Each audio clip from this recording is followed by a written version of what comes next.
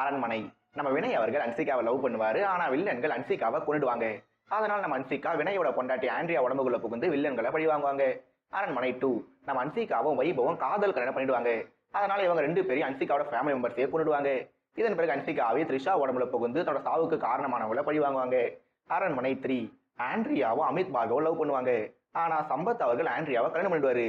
But Andrea வயித்துல அமித்தோட குழந்தை இருக்கும். இதை தெரிஞ்சு கடுப்பான நம்ம சம்பத்து ஆண்ட்ரியா, அமித், அவங்க குழந்தை 3 பேரையும் கொண்டுடுவாரு. இதன் பிறகு என்ன, ஆண்ட்ரியா ஆவியும் அமித் ஆவியும் ஆர்யா உடம்புல புகுந்து வில்லன்களை பழி வாங்குவாங்க. இப்ப கடைசியா அரண்மனை 4.